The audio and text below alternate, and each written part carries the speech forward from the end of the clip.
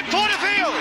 Oh, Porterfield has scored! A block by Tommy Wright Phillips again! And Sunderland have scored! And Kevin Moore holds that trophy aloft for the second time.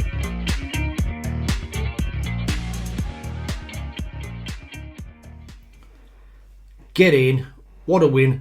What a 3 points. What a fantastic performance. What a week. What a great time it is to be a Sunderland fan at this moment in time. 5 points clear at the top of the Championship. I'll just say that again. 5 points clear at the top of the Championship. I never ever thought for one moment would I be saying those words this season in these videos. Credit goes to Regis Lebris. Credit to the players. Credit to the backroom staff. Credit to everybody at the football club for, giving us all hope this season and daring to dream that this could be our year. I'm really trying hard not to get carried away, but from what I'm seeing on the pitch so far, I'm struggling not to think that we can't go all the way. It's early doors, it's only 12 games I know, but from what I've seen so far and the games I've seen in the Championship so far, there's nobody outstanding apart from us. And I'll be honest there, apart from us, we look calm, we look composed. These last 3 games we've played against 3 totally different styles of player and had an answer for each and every one of them. Hull like to play from the back, they like the high pressure, they like the play position football. We'll beat them. Luton, direct football, long balls, back to you, big, physical, beat them. And then today at Oxford, a team who I thought would be hard to break down, 11 men behind the ball, and we dominated from start to finish. But we started the game with 2 changes from the game against Luton. Anthony Patterson was injured. You might have seen he took a knock on his leg in the game against Luton. That was too much for him. He couldn't play today, so we got our first probably real glimpse of Simon Moore in a really competitive game. So Simon Moore in goal. We had Trey Hume right back 2 of Luke O'Nien and Chris Mepham. Dennis Certain left back. In the middle, Dan Neil, Jobe, Chris Rigg. Roberts came back in the side for Alan Brown, the change that I predicted and I thought would make Remain Mudd on the left hand side and Wilson Isidor continuing up front. And like I said from the first whistle, when you're playing against a team that you think is going to be hard to break down, you have to get on the front foot and you have to be dominant, you have to move the ball quickly, and we did that from the off. We just controlled the ball, and I think Oxford hardly got out of their half in the first 15-20 minutes, and it was so good to watch. And it was a bit of a strange atmosphere because it felt like we were just always going to win. Some of the football we were playing, the confidence we're playing with, was great to see. And then in 16 minutes we get the goal. What a goal! Total football. We controlled the ball, played out from the back, through midfield. It's played out wide to Trey Hume. Trey Hume looks up, a pinpoint cross. There's Jobe, middle of the goal. Great header into the corner. It's 1-0. And from then on, I never ever felt that we were going to be in any danger. And I'm honest about that. I just thought I was so comfortable and never ever got nervous. I think they had 1 shot in the first half, which Miller dealt with quite comfortably. Chris Mepham was booked in the 23rd minute for going through the back of one of their players.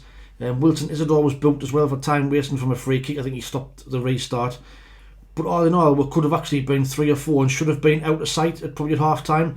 Roberts had a free kick, but the keeper had a fantastic save from. Isidor had a great chance for another header, and Chris Rigg, another great save by the goalkeeper as well when he went wide, shot with his right foot, keeper tipped it out of the bar, and it could have easily been 4-0 at half time. The only slight worry is when it's 1-0 at half time, you're thinking, because you haven't took your chances, is there a chance Oxford could come out and maybe be a different side second half and cause us some problems? But to be fair, the second half kind of followed the same pattern as the first, and you're thinking, right, just get this second goal and kill the game off, and let's have a nice easy afternoon. And we did that again. Our high press nicked the ball. It comes to Dan Neil. Dan Neil looks up, floats the ball over the top, and Wilson Isidor on the volley right into the bottom left hand corner. What a finish, what an absolutely fantastic finish. And it's 2-0 and it's game over from then on. It's just a case of how we manage the game, and we see it out. Now we bring Aaron Connolly on and Alan Brown on for Romain Mundle and Chris Rigg to give them some minutes, and also Yelder came on as well for the last 2 or 3 minutes. Tommy Watson came on as well. Wilson Isidor took a knock. Now he went down about 10 minutes before he went off with his knee. Now with me personally, would have took him off there and then. Why risk him? But he played on, and he's gone for a sprint down the left hand side, and he's tweaked it again. He's had to go off injured. Hopefully it's not too bad. But that performance today, like I said, was that of a team who were composed, who were confident, and they've got the manager who knows what he's doing. Tactically, again, absolutely spot on. Front foot football, dominant football. Some of the flicks and the tricks were coming off, and it was great to watch. And that today was probably our most complete performance, I would say. Like I said, I'd never ever been as confident and as comfortable watching a game of football or watching a Sunderland game as I was today. Like I said, it was a strange atmosphere. It just felt it was just going to happen. Was just going to win. I didn't want to see a routine win, because no, I know wins a routine in this league, but I was expecting a much tougher game from Oxford. Credit to us for that, and credit to the players for not letting Oxford in the game at all. Their two centre forwards of, I think, Mark Harrison and Dane Scarlett never got a kick. Mepham and Luke O'Neill were absolutely tremendous again. But player ratings, I'm going to give everybody an 8 out of 10 today, because I thought everybody was absolutely at it. But I am going to single out one person for man of the match. So I'm going to give him a 9.5 out of 10. I would probably even give him a 10 out of 10 just for man of the match. I thought Dan Neil today was absolutely superb. Now I've criticised him over weeks and weeks, and he should be took up the team. Today he looked back to his best. In midfield, he was getting on the ball in that deep lying role. He was picking the ball out, picking passes out. He was controlling the tempo, and alongside Jobe and Chris Rigg in that midfield with the energy and getting about the pitch and winning the ball and getting into tackles, knocking the ball out wide to Robertson and Mundle for them to cause trouble. I just thought today Dan Neil was absolutely superb. Now probably Jobe or Chris Rigg might get man of the match, but like I say, everybody was superb. But for me, Dan Neil, well done, son. You know, you've proved me wrong today, and that's only one performance, but today looked back to his best. Gets the assist for the second goal as well. A great ball over the top to Wilson Isidor to kill the game off. But let me know what your thoughts are in the comments below. You know, what's your thoughts on that today? Do you think it's going to be our year? Like I say, I'm trying not to get too carried away, but I'm finding it hard not to at this moment in time. Other results as well, again in our favour. So the other results today were Bristol City 0, Leeds 0. So Leeds had something like 17 shots and couldn't break Bristol City down. Watford beat Blackburn 1-0. Burnley 0, QPR 0. Now that's a game Burnley would have been massively expecting to win. Bottom of the league QPR, they had 22 shots at goal and couldn't score. So Burnley 0, QPR 0. Sheffield United beat Stoke 2-0. Now the other team who I think could possibly be our biggest threat.